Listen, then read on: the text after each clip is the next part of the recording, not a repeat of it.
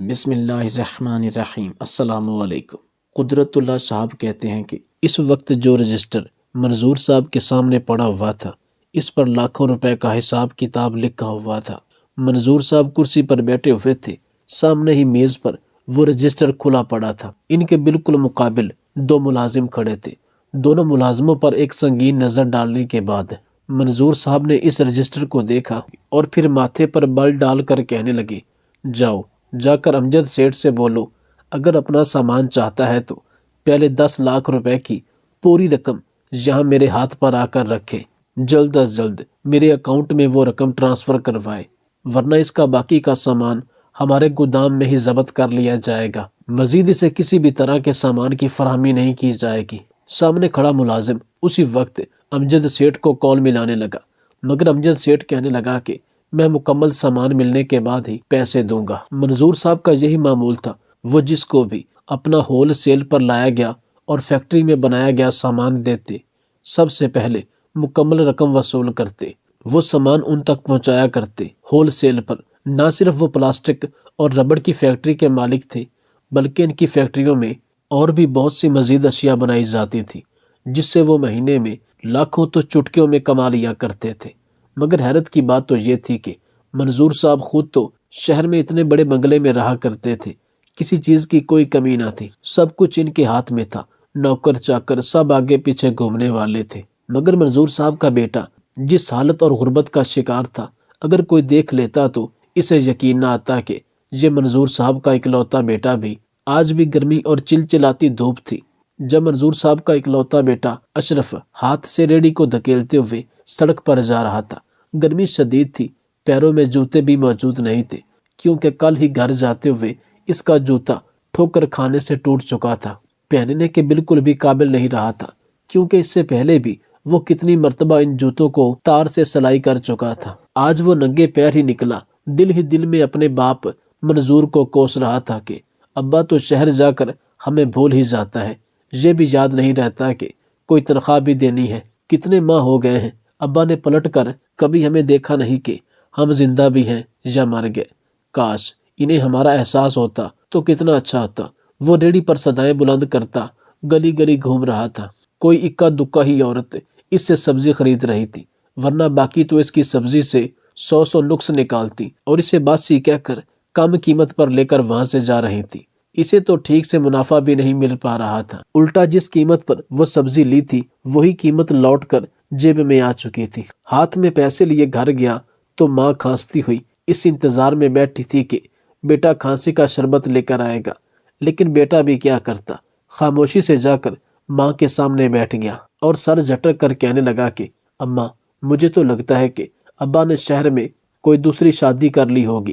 امجد جب شہر گئے تھے تو کہہ رہے تھے کہ ابا وہاں پر بہت بڑے بنگلے میں رہتا ہے، ابا نے محل جیسا گھر بنا لیا ہے، ان کے تو نوکروں کے بھی بڑے ہی ٹھاٹ باٹ ہیں، لیکن نہ جانے کیوں ابا ہمیں بھول بیٹھے ہیں، وہ تو شاید ہمیں اپنی اولاد سمجھتے ہی نہیں، نہ ہی تجھے اپنی بیوی، ورنہ کون باپ ہے جو اپنی اولاد کو ایسے چھوڑ کر جاتا ہے۔ اشرف اسی طرح کی باتیں کر رہا تھا جب رضیہ اٹھ کر بیٹے کے پاس آئی اور کہنے لگی کہ بیٹا یہاں سے شہر بہت دور ہے، ہمارے پاس تو اتنے پیسے بھی نہیں کہ جا کر تمہارے ابا کا کچھ پتہ ہی چلا سکے، بس اسی آس میں جی رہی ہوں کہ تمہیں تمہارے قدموں پر کھڑا کر جاؤں، میرے پاس اتنی رقم بھی نہیں کہ تمہیں اچھی سی اچھی تعلیم دلوا سکوں، اور کم وقت یہ سبزی بھی پڑی پڑی باسی ہو جاتی ہے، مگر بکتی ہی نہیں۔ یوں ہی ان دونوں کی زندگی چل رہی تھی، سوکھی روٹی اور چٹنی سے ہی دونوں ماں بیٹا گزارا کر رہے تھے۔ وہیں شہر میں ٹھاٹ باٹ سے رہتا عیش کرنے والا منظور، ہر کوئی اس کی بہت عزت کیا کرتا تھا، اسے بھولے بچھڑے ہی صحیح مگر اپنی بیوی اور بیٹے کی یاد آ ہی چکی تھی۔ اس روز وہ گاؤں میں آیا تھا، جیسے ہی گاؤں میں منظور صاحب کی بڑی سی گاڑی داخل ہوئی تو پورے گاؤں میں ایک شور سا برپا ہو چکا تھا، چھوٹے چھوٹے بچے شور مچا کر گاڑی کے ساتھ بھاگنے لگے تھے۔ اتنی بڑی گاڑی کو دیکھ کر اشرف بھی حیران ہوا تھا، وہ وہیں پر اسی راستے میں ہی سبزی کی ریڑھی کو دھکا لگاتے ہوئے جا رہا تھا۔ اتنی بڑی گاڑی کو دیکھ کر اس کی نظروں میں رشک تھا، کہنے لگا کہ ایک روز اسی گاڑی میں بیٹھوں گا، کتنی بڑی گاڑی ہے، باپ رے باپ۔ وہ ایسا کہہ کر اس گاڑی کو ہی دیکھ رہا تھا کہ جب گاڑی اس کے گھر کے پاس جا کر رک گئی، جیسے گاڑی کی کھڑکی کھلی اور جو شخص اترا اس کو دیکھ کر تو جیسے اشرف کی آنکھیں پھٹی کی پھٹی رہ چکی تھی، کیونکہ گاڑی سے اشرف کا باپ اترا تھا۔ منظور صاحب نے ایک نظر آس پاس بچوں پر ڈالی اور پھر بڑے ہی گرجدار لہجے میں ان کو ڈانٹ کر کہنے لگے کہ کم بختو، کیا زندگی میں پہلے کبھی کوئی گاڑی نہیں دیکھی؟ دور ہٹ جاؤ اس گاڑی سے، اگر ایک بھی خروچ آئی نا تو تم لوگوں کے گھر بیچ کر میں پیسہ وصول کروں گا۔ بچے سہم کر دور ہٹ کر اس چمکیلی سی سیاہ رنگ کی کار کو دیکھنے لگے تھے۔ اشرف تو اپنے باپ کو دیکھ رہا تھا، کتنے ہی مہینوں بعد وہ اپنے باپ کو دیکھ رہا تھا۔ اسے تو لگ ہی نہیں رہا تھا کہ یہ اس کا باپ ہے۔ وہ دھیرے دھیرے چلتا، ریڑھی بھی وہیں پر چھوڑ کر گھر آیا تھا۔ ابا کے ٹھاٹھ باٹھ دیکھ کر تو جیسے اس کی گردن اکڑ چکی تھی۔ وہ جا کر فوراً اپنے ابا سے لپٹ گیا، لپٹ کر کہنے لگا کہ ابا، آپ آ گئے، آپ کہاں چلے گئے تھے؟ آپ تو شاید ہمیں بھول ہی چکے تھے۔ اور یہ گاڑی کس کی ہے؟ کیا آپ یہ گاڑی میرے لیے لائے ہیں؟ اشرف تو جیسے یہ بھول چکا تھا کہ اس کے باپ نے اس کے ساتھ اور اس کی ماں کے ساتھ اتنے مہینوں سے کیا کیا تھا۔ وہ فوراً گاڑی کی کھڑکی کی جانب ہاتھ بڑھا کر اسے کھول کر اندر بیٹھنے لگا تھا کہ تبھی منظور صاحب نے اس کا ہاتھ پکڑ لیا، کہنے لگے یہ کیا کر رہے ہو؟ کس کی اجازت سے تم اس گاڑی میں بیٹھنے لگے ہو؟ ارے اپنی اوقات دیکھو، خبردار جو تم نے اس گاڑی کو چھونے کی بھی کوشش کی تو ورنہ ہاتھ کاٹ کر رکھ دوں گا۔ سب کے سامنے اشرف کی بے عزتی ہو چکی تھی۔ اس کا باپ اسے بازو سے پکڑ کر اندر لایا تھا، اسے سمجھا رہا تھا کہ جو چیز تمہاری نہ ہو اسے چھونے کی کوشش بھی مت کیا کرو، سمجھے؟ یہ تربیت کی ہے کیا تمہاری ماں نے؟ وہ اس کا ہاتھ پکڑ کر گھر میں لا چکا تھا۔ اتنے مہینوں بعد اپنے شوہر کو سامنے دیکھ کر بھلے ہی رضیہ ناراض تھی، مگر شوہر کو دیکھ کر اس کے چہرے پر بھی خوشی پھیل گئی۔ شکوے بھرے انداز میں کہنے لگی کہ آپ کہاں رہ گئے تھے؟ آپ کو پتہ نہیں ہے کہ گاؤں میں آپ کی بیوی اور ایک لڑکا بھی ہے؟ بھوک و افلاس میں ڈوبے ہوئے ہم لوگ اس قدر پریشان ہو گئے تھے کہ تمہارا ننھا بچہ سکول چھوڑ کر ریڑھی چلا رہا تھا تاکہ اپنا اور میرا گزر بسر کر سکے۔ جب یہ بات منظور صاحب نے سنی تھی، گہری سانس خارج کر کے رہ گئے، کہنے لگے کہ اب میں آ تو گیا ہوں، شکایتوں کا پٹارا لے کر بیٹھنے کی کیا ضرورت ہے؟ ایک اچاٹ سی اپنے ہی گھر پر ڈال کر وہ ایک جانب کو کرسی پر بیٹھ چکے تھے، پھر اپنی جیب سے 40,000 روپیہ نکال کر رضیہ کے ہاتھ پر رکھ دیے، کہنے لگے یہ لو، ایش کرو دونوں ماں بیٹا، لیکن ہاں یہ نہ ہو کہ کھلے پیسے دیکھ کر تم دونوں ہی بگڑ جاؤ۔ روز باہر کا کھانا کھا کر یہ پیسے ہفتوں میں ہی ختم نہ کرنا، اور کوئی فضول خرچ کرنے کی ضرورت نہیں ہے، میں دوبارہ جب آؤں گا تو پھر پیسے دے جاؤں گا۔ اتنا کہہ کر وہ کرسی سے اٹھ چکا تھا، پانی کا ایک گھونٹ تک نہ بھرا تھا۔ رضیہ تو اپنے شوہر کو دیکھنے کے لیے، اس سے بات کرنے کے لیے ترس چکی تھی۔ اشرف بھی ایک جانب کو ہی کھڑا اپنے باپ کے پیار کو ترس رہا تھا، لیکن منظور صاحب نے دونوں کو اپنے سامنے کچھ سمجھا ہی نہیں تھا۔ جانے سے پہلے جیب سے 10,000 روپے اور نکال کر اپنی بیوی کے ہاتھ پر رکھے اور کہنے لگا کہ اسے کچھ پڑھاؤ لکھاؤ، اسکول میں ڈال دینا، میں نہیں چاہتا کہ یہ گلیوں میں آوارہ گردی کرتا پھرے۔ اتنا کہنے کے بعد منظور صاحب یہ کہہ کر چلے گئے کہ میں بہت مصروف ہوں، اتنا وقت نہیں ہے کہ یہاں پر بیٹھ کر بات کروں۔ وہ بڑی سی گاڑی منظور صاحب لے کر وہاں سے جا چکے تھے، جبکہ دروازے پر کھڑے اشرف اور رضیہ اسے جاتا ہوا دیکھتے ہی رہ گئے۔ شوہر کے جانے کا صدمہ ایسا ہوا کہ رضیہ تو بستر سے جا لگی، جو بھی پیسے آئے تھے وہ دھیرے دھیرے کر کے ختم ہونے لگے۔ ایک رات رضیہ ایسے سوئی کہ دوبارہ اٹھ نہ سکی۔ جب تک منظور صاحب تک خبر پہنچی بہت دیر ہو چکی تھی۔ وہ عین جنازے کے وقت ہی پہنچے تھے۔ بیوی کو ایک نظر بھر کر دیکھا تھا، پھر آنکھ سے ایک آنسو ٹپکایا تھا اور بیوی کو قبر میں اتار کر گھر آئے تھے۔ گھر آ کر سب مہمانوں کو دیکھ کر فاتحہ پڑھی اور پھر بیٹے کو اپنے ساتھ شہر لے گئے۔ جہاں اپنی ماں کے جانے کا دکھ اشرف کو تھا، اسی کے ساتھ ہی اپنے ابا کے ساتھ شہر میں آنے کی خوشی بھی تھی۔ اشرف اپنی آنے والی زندگی کے بارے میں کئی طرح کے خواب سجانے لگا تھا کہ وہ اب اپنے ابا کے ساتھ بڑے گھر میں رہے گا، اپنے ابا کی ہر بات مانے گا، بڑے اسکول میں پڑھے گا۔ لیکن یہاں آنے کے بعد اس نے جیسے ہی نیچے اترنے کا سوچا تو اگلے ہی پل منظور صاحب نے اسے روک دیا، کہنے لگے کہ تم کہاں اتر رہے ہو؟ گاڑی میں ہی بیٹھو، میں اندر سے چکر لگا کر آتا ہوں۔ ڈر کر اشرف وہیں پر بیٹھا رہ گیا۔ اس نے ابا کے ساتھ بہت ہی کم بات کی تھی۔ وہ گھر اتنا بڑا تھا کہ اپنی نظروں سے ہی دیکھ کر وہ گویا تھک چکا تھا۔ من میں خوشی سے لڈو پھوٹ رہے تھے، لیکن کچھ ہی دیر بعد اس کا باپ واپس آیا اور گاڑی چلوا دی، کہنے لگا کہ میں تمہیں یہاں نہیں رکھوں گا، تم اس گھر کو گندا کر دو گے۔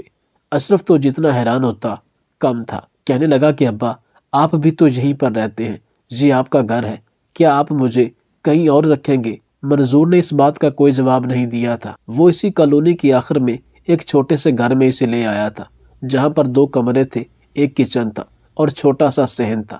وہ گھر بامشکل سے 3-4 مرلے پر بنا ہوا لگ رہا تھا۔ یہ دیکھ کر اشرف مایوسی سے ابا کو دیکھنے لگا، کہنے لگا کہ کیا آپ میرے ساتھ یہی رہیں گے؟ منظور اسے وہیں پر چھوڑ کر جا چکا تھا۔ کچھ ہی دیر بعد وہاں پر ایک بوڑھی سی خاتون آ چکی تھی۔ کہنے لگی کہ یہاں مجھے بڑے صاحب نے بھیجا ہے، کہہ رہے ہیں کہ یہاں پر ملازم کا بیٹا رہنے کے لیے آیا ہے اور میں یہاں پر اس کی تھوڑی خاطر مدارت کر دیا کروں، اس کے کام کاج کر دیا کروں۔ اس عورت کی بات سن کر تو اشرف کے دماغ پر بم پھٹ چکا تھا۔ وہ ایک جانب کو بیٹھ کر رونے لگا، اپنی ماں کو یاد کرنے لگا۔ اس کے ابا نے تو جیسے بالکل ہی اسے غیر کر دیا تھا۔ اشرف کو اب یہ لگنے لگا تھا کہ شاید وہ منظور صاحب کا اصل بیٹا ہے بھی یا نہیں۔ دنیا میں بڑے ہی برے باپ ہوں گے، مگر جیسا باپ منظور تھا ایسا تو خدا کسی دشمن کو بھی نہ دیتا۔ جیسے جیسے وقت گزرنے لگا، ماہانہ جیب خرچ اشرف کو ملنے لگا تھا۔ پاس ہوتے ہوئے بھی منظور کبھی کبھار اپنے بیٹے سے مل لیا کرتا تھا، ورنہ کبھی گاڑی میں بیٹھ کر وہ کہیں جا رہا ہوتا تو کبھی آ رہا ہوتا۔ زیادہ تر وقت اس کے شہروں میں گزر جایا کرتا۔ بیٹے کے پاس بیٹھ کر تو بات کرنے کو اس کے پاس وقت ہی نہ تھا۔ یوں ہی کرتے کرتے کئی سال بیت گئے اور اشرف اپنے پیروں پر کھڑا ہو گیا۔ پیروں پر کیا کھڑا ہوا تھا، بلکہ یوں کہیے کہ پہلے تو منظور صاحب نے ماہانہ پاکٹ منی اشرف کے لیے رکھی ہوئی تھی۔ بجائے اسے ایک اچھے سے آکسفورڈ اسکول میں داخل کروانے کے اسے سرکاری اسکول میں داخل کروا دیا، جہاں پر اساتذہ برائے نام ہی تھے۔ باپ کی اتنی دھن دولت ہونے کے باوجود ایک چھوٹے سے گھر میں رہنا اور پھر ماں کے جانے کے بعد باپ کی محبت نہ پا کر پڑھائی سے دل بالکل ہی اچاٹ سا ہو چکا تھا۔ بھلے اسکول میں جاتا تھا مگر پڑھائی میں کچھ خاص نہ تھا۔ 2 سال تک لگاتار فیل ہوا تو منظور نے بھی اپنے بیٹے کی پڑھائی چھڑوا دی اور صاف صاف کہہ دیا کہ اگر تم پڑھائی نہیں کرو گے تو پھر محنت مزدوری ہی کرو گے۔ ایک روز تو اشرف بھی پھٹ پڑا تھا، کہنے لگا کہ میں آپ کا بیٹا ہوں، آخر یہ دھن دولت آپ نے کس کے لیے کما رکھی ہے؟ کیا آپ نے دوسری شادی کر رکھی ہے؟ اس میں سے بھی بچے ہیں، ان کو آپ دے رہے ہیں۔ میرے ساتھ آپ جس طرح کا رویہ کر رہے ہیں نا، کوئی اپنے نوکر کے بیٹوں کے ساتھ بھی نہیں کرتا۔ آپ کا بیٹا کس طرح کی اذیتوں سے گزر رہا ہے، آپ کو ان سب کی پرواہ نہیں ہے۔ آپ اپنے محل جیسے گھر میں آرام کریں اور مجھے یہاں پر اس مرغی کے ڈربے میں رکھا ہوا ہے۔ منظور صاحب نے اتنا سنا تو زناٹے دار تھپڑ بیٹے کے منہ پر مار دیا۔ کہنے لگا کہ باپ سے زبان چلاتا ہے، مفت میں تجھے ہزاروں روپے ماہانہ پکڑا جاتا ہوں، بہتر تھا کہ تجھے گاؤں میں ہی چھوڑ آتا، جہاں پر تو ریڑھی پر سبزیاں بیچا کرتا تھا، تیرے پیر میں جوتی تک نہیں ہوتی تھی، تو بھی نہ شکرا ہے، بالکل اپنی ماں کی طرح۔ اشرف تو بس خاموش ہو چکا تھا۔ اس نے سوچ لیا تھا کہ بس باپ جو پیسے دیتا ہے وہ بھی نہیں لے گا، بلکہ اپنے پیروں پر خود کھڑا ہوگا۔ اس نے جیسے تیسے قرض لے کر وہی شہر میں ایک دکان بنا لی تھی۔ چھوٹی سی دکان تھی، اس محلے میں بنائی، یہاں پر جو بھی خرید و فروخت ہوتی اسی کے منافع سے ساجد اپنا گھر چلانے لگا تھا۔ اس نے باپ سے گویا بالکل ہی لا تعلقی کا اظہار کر دیا تھا، اور پھر شادی بھی محلے کی ہی ایک سیدھی سادی اپنی ہم پلہ لڑکی سے کر لی تھی۔ وہ بھی متوسط طبقے سے تعلق رکھتی تھی، اس لیے اسی اشرف کے چھوٹے گھر سے اور کم آمدنی سے ذرا بھی فرق نہیں پڑتا تھا۔ شادی کو چند دن ہی ہوئے تھے جب اچانک سے دروازہ کھلا تو منظور صاحب گھر میں داخل ہوئے تھے۔ وہ آج بھی ویسے کے ویسے ہی ہفتوں بعد اپنے بیٹے کے گھر چکر لگا رہے تھے۔ اس کے گھر میں ایک لڑکی کو دیکھ کر اسے کہنے لگے کہ یہ تم کس کو اپنے گھر میں لے کر آئے ہو، بتاؤ، ورنہ ابھی تمہاری گردن میں دھڑ سے جدا کر دوں گا۔ تھوڑا بہت باپ کا ڈر اور عزت جو اشرف کے دل میں تھی وہ بھی گویا وقت کے ساتھ ساتھ ختم ہو چکی تھی۔ آج تک منظور نے اشرف کو اپنا بیٹا ہی نہیں سمجھا تھا، تو بھلا وہ کیوں کر اپنے باپ کو اپنا باپ سمجھتا۔ اس نے اپنی بیوی کو کمرے میں جانے کا کہا اور خود اپنے باپ کے سامنے بڑی سنجیدگی سے کہنے لگا کہ میں نے شادی کر لی ہے، حفصہ میری بیوی ہے۔ منظور صاحب کی آنکھیں حیرت سے پھیلی تھی۔ اگلے پل زناٹے دار تھپڑ بیٹے کے منہ پر مار کر کہنے لگا کہ یہ کیا بکواس کر رہے ہو، تمہاری شادی تو میں ایک اچھی لڑکی سے کروانا چاہتا تھا، یہ کس لڑکی سے تم نے شادی کر لی ہے؟ مگر اس مرتبہ اشرف بھی پھٹ پڑا تھا، کہنے لگا کہ نہ ہی میں آپ کا بیٹا ہوں، نہ ہی آپ میرے بابا، میرا آپ سے کوئی تعلق نہیں ہے، جائیں جا کر اپنا کام کریں اپنے اس محل نما گھر میں جہاں پر آپ کے نوکر بھی مجھ سے اچھا کھانا کھاتے ہیں، میرا آپ سے کوئی تعلق نہیں ہے، خدا را مجھے میرے حال پر چھوڑ دے اور دوبارہ یہاں پر قدم مت رکھیے گا، میں جیسے بھی کھانی پڑی کھا لوں گا لیکن کبھی آپ سے 1 روپیہ تک نہیں لوں گا۔ منظور بھی اپنے بیٹے سے لڑتا وہاں سے نکل آیا تھا، جبکہ اس کی بیوی تو آنکھیں جھپکنا بھول چکی تھی جب اسے پتہ چلا کہ کتنی بڑی کاروباری شخصیت کا اشرف بیٹا ہے۔ بہرحال دوبارہ منظور وہاں پر نہیں آیا۔ وقت یوں ہی گزر رہا تھا، کوئی خاص منافع تو نہیں ہو رہا تھا کہ جب ایک روز ایک نوٹس منظور صاحب کے ملازم کے ہاتھ اشرف کو ملا۔ اس میں لکھا تھا کہ میرا ماہانہ خرچ میرے ہاتھ پر ہر مہینے آ کر رکھ دیا کرو، کیونکہ میں تمہارا باپ ہوں، تمہیں پال پوس کر اس عمر تک پہنچایا ہے، اب تمہارا فرض بنتا ہے کہ اپنی کمائی میں سے ایک حصہ مجھے بھی دو۔ جب یہ بات اشرف نے پڑھی تو وہ کتنی مرتبہ اپنی آنکھیں میچ کر دوبارہ کھولنے لگا، کہنے لگا کہ میرا باپ کروڑوں کی جائیداد کا مالک ہے، بھلا اسے میرے کریانے کی دکان سے ملنے والے چند ہزار روپیوں کی کیا ضرورت پڑ گئی۔ اس نے اس نوٹس کو سرسری سا لیا تھا، مگر اگلے روز منظور صاحب اس کے گھر پر پہنچ چکے تھے۔ کہنے لگے کہ تم نے ابھی تک میرا خرچ نہیں بھیجا، میرے بھی 100 اخراجات ہیں، میں تمہارا باپ ہوں اور میرے اخراجات اٹھانا اب تمہاری ذمہ داری ہے، چپ چاپ مجھے میرے حصے کے پیسے دے دیا کرو اور مجھے یہاں پر آنا اچھا نہیں لگتا۔ اشرف نے خرچہ دینے سے انکار کر دیا، کہنے لگا کہ آپ نے ہمیں ترسا ترسا کر رکھا ہے، میری ماں آپ کی یاد میں گھٹ گھٹ کر اس دنیا سے چلی گئی اور آپ مجھ سے پیسے مانگ رہے ہیں، میرے پاس آپ کے لیے 1 روپیہ تک نہیں ہے، جائیں اپنی کروڑوں کی جائیداد پر رشک کیجیے۔ جب آخری نوٹس کے باوجود اشرف نے 1 روپیہ بھی باپ کے ہاتھ پر نہ رکھا تو باقاعدہ اسے کورٹ کی طرف سے نوٹس ملا تھا۔ منظور صاحب نے تو کورٹ میں کیس درج کروا دیا کہ میرا بیٹا مجھے اپنی کمائی سے رقم نہیں دیتا۔ اشرف کا تو دل چاہا کہ وہ اپنی جان ہی دے دے۔ وہ اس قدر جذباتی ہوا کہ بیوی سے بولا کہ تم واپس اپنے میکے چلی جاؤ، تمہارا میرا ساتھ یہی تک تھا، میں اپنی جان اپنے سر کا عذاب بھی ختم کر لوں گا۔ لیکن انہی دنوں اسے یہ خبر ملی کہ وہ باپ بننے والا ہے تو وہ تو بالکل ہی پھنس کر رہ چکا تھا۔ کورٹ میں جج، وکیل سبھی تو حیران تھے کہ آخر منظور صاحب جیسے امیر کبیر شخص کو بھلا اپنے بیٹے کی جائیداد کی کیا ضرورت پڑ گئی۔ حیرت تب ہوئی جب انہیں یہ خبر ملی کہ ان کے بیٹے کی تو محلے میں چھوٹی سی کریانے کی دکان تھی۔ بہرحال فیصلہ کورٹ کے مطابق کیا جانا تھا، اس لیے یہ فیصلہ سنا دیا گیا کہ ماہانہ خرچ اور والد کا علاج سب کچھ کروانا ایک بیٹے پر فرض ہے اور وہ اپنا ہر فرض منظور صاحب کے لیے نبھائے گا۔ منظور صاحب کے چہرے پر مسکراہٹ پھیلی تھی، جبکہ جج تھوڑا بہت حیران تھا۔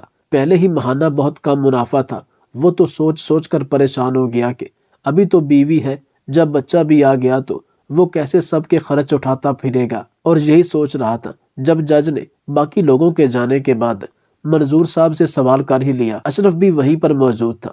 وہ کہنے لگا کہ برا مت مانے منظور صاحب، لیکن آپ تو کروڑوں کی جائیداد کے مالک ہیں، آپ کو تو کسی چیز کی کوئی کمی نہیں ہے۔ آپ نے تو شاید اپنے بیٹے کے ساتھ بھی مراسم ٹھیک نہیں رکھے، تب ہی تو وہ کریانے کی دکان چلا رہا ہے۔ پھر آخر ایسا کیا ہوا جو آپ اپنے بیٹے سے اس چھوٹی سی دکان سے بھی پیسے وصول کر رہے ہیں؟ اس بات پر منظور صاحب نے گہری سانس خارج کی۔ جو راز بتایا اس نے تو جیسے اشرف کی سوچ کو ہی بدل دیا تھا۔ منظور نے گہری سانس خارج کی اور کہنے لگا کہ یہ سب کچھ میں آپ کو کل بتاؤں گا۔ اس نے وہاں پر بیٹھے ہوئے وکیل کو بھی اپنے ساتھ آنے کا کہا اور پھر جج کو بھی اپنے بیٹے کو بھی اپنے اس عالی شان بنگلے میں لے کر آیا تھا۔ یہاں سبھی موجود تھے، منظور صاحب، وکیل اور چند گواہان بھی تھے۔ اشرف کو تو لگا تھا کہ شاید باپ ساری جائیداد میرے نام کرنے والا ہے، اس جائیداد کا مالک میں بننے والا ہوں، میرے دن پھرنے والے ہیں۔ لیکن ایک بڑی سی گاڑی آ کر رکی، اس نے گاڑی کا دروازہ کھولا، نوجوان نکل کر باہر آیا۔ نوجوان کو دیکھ کر فوراً منظور صاحب نے اپنے کندھے پر رکھا ہوا رومال اتارا اور بڑے ہی مؤدبانہ انداز میں اس لڑکے کے پاس جا کر پہلے سے سلام کیا اور پھر اس کے بغل گیر ہو گئے۔ یہ لڑکا کون تھا اشرف نہیں جانتا تھا۔ پھر منظور صاحب اس لڑکے کو وہاں پر لے کر آئے اور سبھی لوگوں کے سامنے اسے ایک فائل تھمائی اور کچھ کاغذات پر دستخط کروائے۔ پھر کہا کہ یہ ساری جائیداد اس لڑکے کے نام ہے۔ اشرف کو تو یقین ہو چکا تھا کہ باپ نے اسے یہاں پر ذلیل کرنے کے لیے بلایا ہے، کیونکہ یہ جائیداد اس لڑکے کی تھی۔ یقیناً یہ منظور صاحب کا دوسرا بیٹا تھا، مگر عین اسی وقت منظور صاحب کہنے لگے کہ یہ جائیداد میرے مالک کی تھی، جن کے ہاں میں ڈرائیونگ کرتا تھا۔ وہ میرے ساتھ اکثر گھریلو معاملات کو ڈسکس کر لیا کرتے تھے۔ ایک دن ان کی طبیعت ایسی بگڑی کہ بس آخری وقت آ چکا تھا۔ اس وقت میں ہی ان کا وفادار ملازم ان کے قریب تھا۔ دراصل ان کا بیٹا کچھ عرصہ پہلے اپنی بیوی کے ساتھ شفٹ ہو چکا تھا اور پھر وہیں کا ہو کر رہ گیا۔ صرف ایک ان کا پوتا ہی تھا جو ان کو یاد رکھے ہوا تھا اور دوسرے ملک میں ہونے کے باوجود اپنے دادا کو نہیں بھولا تھا۔ منظور صاحب کے مالک کا بیٹا تو ان سے ہر رشتہ اور ہر تعلق توڑ چکا تھا، مگر ان کا پوتا آج بھی ان سے محبت کرتا تھا۔ اس لیے جب وہ مرنے لگے تو اپنی وصیت میں یہ کہہ گئے کہ امانت کے طور پر اس جائیداد کے تمام تر معاملات منظور صاحب سنبھال لیں گے، کیونکہ ان کے ساتھ کام کرتے ہوئے وہ یہ سب کچھ سیکھ چکے تھے۔ جیسے ہی کئی سال بعد میرا پوتا واپس آئے گا، یہ سب کچھ اس کے حوالے کر دیا جائے گا۔ اس کروڑوں کی جائیداد کے مالک ہونے کے باوجود 1 روپیہ جائیداد سے نہیں لیا گیا تھا، بلکہ ابھی تک وہ ان کروڑوں روپیوں میں سے صرف ماہانہ 15,000 روپیہ ہی نکال کر اپنی جیب میں رکھتے تھے، جو کہ ان کے مالک انہیں اپنی حیات میں دیا کرتے تھے۔ اس لڑکے نے وہ ساری جائیداد اپنے پاس رکھ تو لی تھی، لیکن پھر اپنی جائیداد میں سے اس نے منظور صاحب کو بطور تحفہ زمین بھی دی۔ اشرف کی تو تمام تر سوچ بدل گئی۔ وہ جیسا سوچ رہا تھا ویسا کچھ بھی نہیں تھا۔ اسے اب اپنا باپ بالکل ٹھیک لگنے لگا تھا۔ وہ کس قدر وفادار نکلے تھے، ان کے خون میں کس قدر وفا تھی۔ سب کچھ ہونے کے باوجود وہ ایک ملازم کی طرح سے رہ رہے تھے۔ اپنے بیٹے کو بھی مہنگی چیزوں کی عادت نہیں لگنے دی اور خود بھی وہ اپنے بیٹے کو محنت کرنے پر ہی زور دیتے رہے۔ اشرف غلط تھا، جبکہ وہی کچھ غلطی منظور صاحب سے بھی ہوئی۔ امانت میں خیانت نہ کرنے کے ڈر سے اور کاروبار سنبھالنے میں وہ اپنے بیٹے کو بالکل ہی نظر انداز کر گئے تھے۔ لیکن اب یہاں پر رہنا ان کا بے مقصد تھا۔ وہ اپنے بیٹے کے ساتھ اس چھوٹے سے گھر میں آ کر رہنے لگے۔